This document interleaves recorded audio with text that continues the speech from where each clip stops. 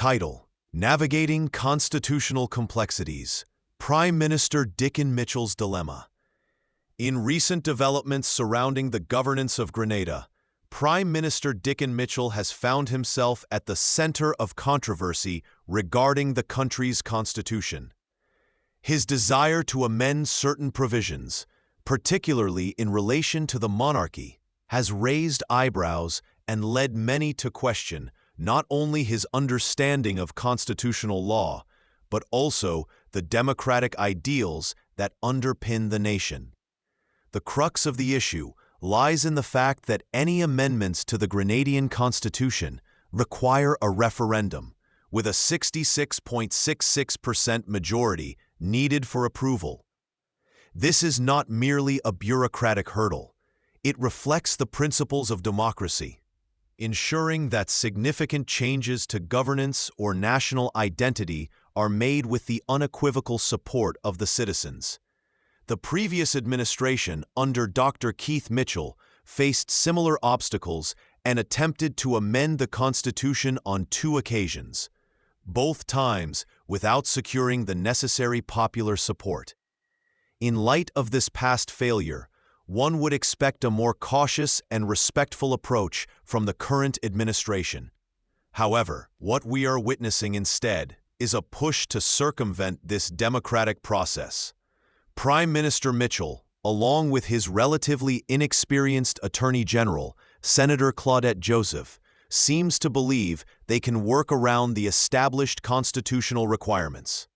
Such an approach raises critical questions about their commitment to the principles of constitutional governance and the rule of law. Is it appropriate for a government to try and sidestep a process that the populace has deemed necessary for safeguarding democratic integrity?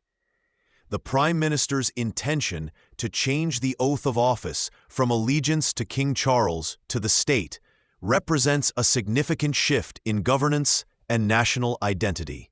This brings forth the question of whether it is possible to unilaterally adjust such vital components of governance without engaging the very people who are affected by these changes.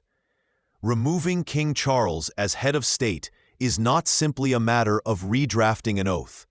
It entails a comprehensive reevaluation of the nation's constitutional framework and its implications for Grenadian sovereignty. Public sentiment must be at the heart of any constitutional discussion. The desire for change, while often legitimate, should never overshadow the foundation of democratic governance that mandates the involvement of the electorate.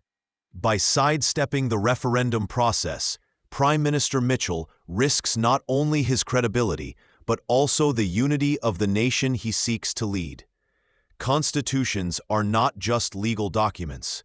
They embody the values and aspirations of a society. They are the bedrock upon which democracy is built. For Grenada, navigating such a delicate transition away from colonial remnants must be conducted with utmost care, transparency, and most importantly, public backing. Engaging citizens in an open referendum not only empowers them, but also fosters trust between the government and the governed. In conclusion, Prime Minister Dickon Mitchell would do well to reconsider his approach to constitutional change. Instead of trying to manipulate the legal framework, engaging in a meaningful dialogue with the people of Grenada will not only legitimize the government's intentions, but also reinforce the democratic ideals that are pivotal to the nation's identity.